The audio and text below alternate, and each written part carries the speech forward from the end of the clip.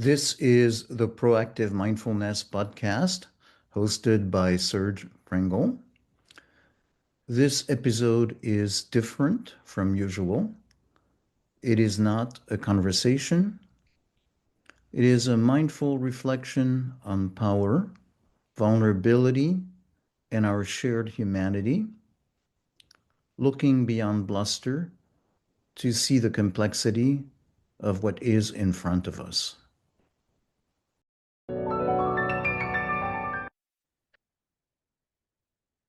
Has something ever shifted for you in a way you didn't expect? Today, I want to share one of these moments. I'll be describing how I came to look at Trump differently. It has to do with politics, but my intention is not to argue about opinions. It is to describe how mindfulness can interrupt our automatic reactions and reveal more layers. We're talking here about fairly subtle layers of meaning, not dramatic political shifts. I was opposed to Trump, and I still am. This is not a conversion story.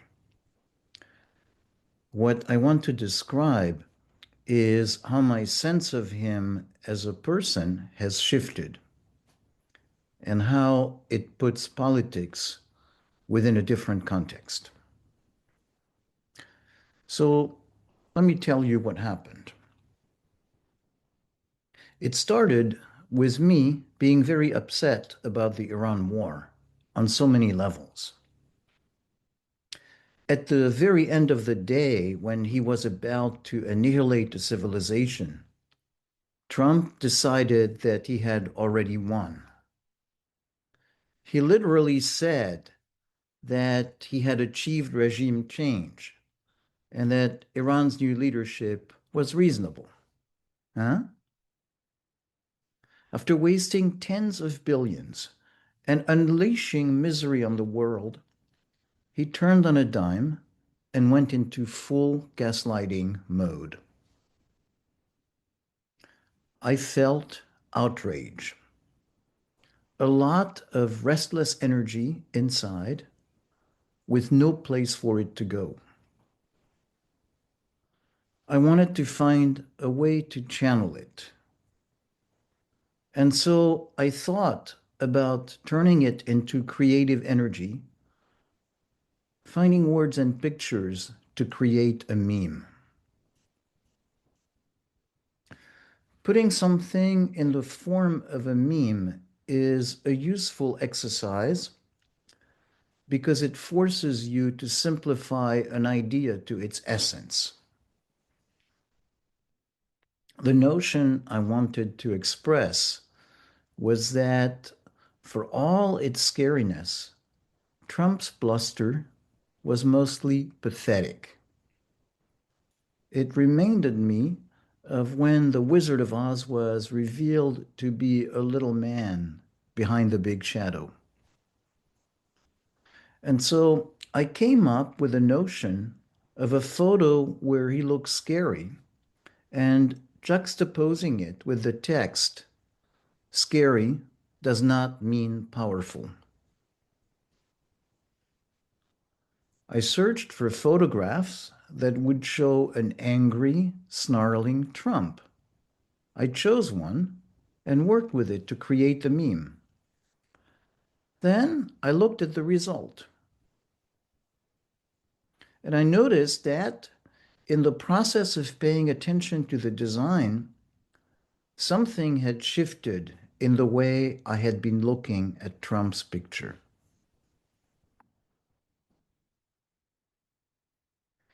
I want to describe what shifted. It has to do with what happens when we pay attention. We usually don't, and there's a reason for it. We live in a world so saturated with images that we don't actually look at them very much. We glance at them briefly and take for granted that the first meaning to emerge from that glance is what the photo means. In other words, we treat images as symbols, shortcuts for expressing simple meanings, just as words do. This is how language works. We need symbols to communicate some version of what we mean that is good enough to allow for connection. But something happens when that default mode of taking images or words at face value is interrupted. Think about how different it is for you to look at a painting or photograph in a museum compared to looking at the myriad pictures you're exposed to in life. Or when you're exposed to a piece of music and listen to it instead of hearing it as background noise. Or when you listen to poetry. And something similar happens in mindful conversation. We don't rush to react to what another person said. We take a moment to absorb it and notice how it resonates with us. We can then respond instead of merely reacting. At such moments, we move beyond the immediate stereotypical meaning to see something else, the complexity that was hiding in plain sight. Being mindful means going beyond autopilot. It means engaging with the complexities of life. And so, back to my story. Let me tell you what was happening as I was looking differently at the meme I had been working on. I now had a sense that there was something more to the picture of Trump than I had first perceived. Yes, it was a picture of an angry man, a man closed off to anything but his own grievances. I could still see the tightness in the muscles of his face. But now, that tightness felt to me like a way to block difficult feelings. I had a sense of somebody at the edge of tears, somebody trying to seal off any access to sadness and the fears that lie underneath. In other words, a human being dealing with human vulnerability, the only way that this particular human being knows how to deal with vulnerability, which is to dissociate from it. In that moment, I felt the presence of Fred Trump, the mean man who turned his oldest son into a desperate alcoholic and shaped his second son into a hungry ghost on an endless bender for power and adulation. And of course, before Fred Trump, there was Grandpa Trump, who had done a number on Fred. And before that, a whole chain of cause and effect leading to this moment. Vulnerability is a big part of the human condition. Like all living beings, we are exposed to all kinds of dangers, as well as the inevitability of death. Unlike other animals, we have concepts for that. And that is a double-edged sword. On the one hand, being able to conceptualize vulnerability places us above it, so to speak. On the other hand, it is a constant put down. We are all too aware of our frailty. I think of vulnerability as a good way to translate the Buddhist concept of dukkha. a better way than the usual translation, suffering, as in life involves suffering. Dukkha refers to the dissatisfactions that are part and parcel of being human. I can understand how someone who has lived Trump's life would find it even harder than most to accept vulnerability, as it would trigger a painful reminder of his essential weakness.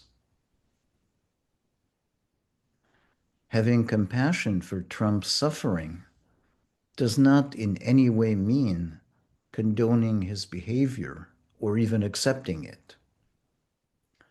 I feel just as committed as before to being part of the resistance to the Mad King.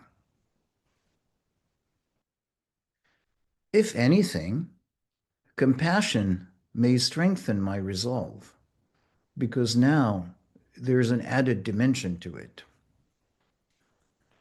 Seeing the current insanity as related to dukkha and vulnerability, and putting in within the context of a chain of cause and effect, has the result of freeing the issue from a Manichaean perspective. Yeah, we're not talking about good and evil. And psychopath and sociopath are not the evil spawn of some immaculate conception. They are part of the vast process of the world being the world. Of course, we need to oppose them. We also need to do our best to change the ecosystem to mitigate their effect. I do not believe that we can eradicate dukkha from the world. But if somebody helps a Grandpa Trump be a little more grounded, this will help his son Fred to be a little less mean, and in turn will help his son Donald be a little happier. And the world will be a lot happier.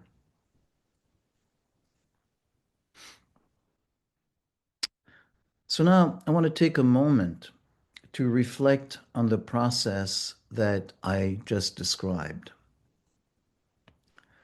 Mindfulness does not mean being above the ups and downs of life. It does not mean being neutral or passive. It involves seeing clearly what is happening, even when what we see is uncomfortable.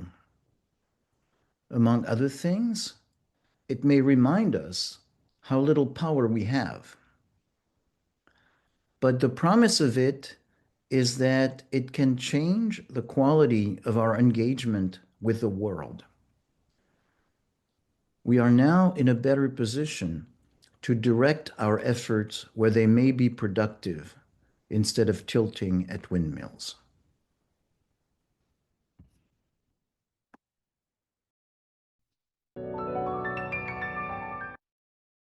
This recording is part of the Proactive Mindfulness podcast, where we explore the process of mindful change. You can find more articles and videos on the website proactivemindfulness.com.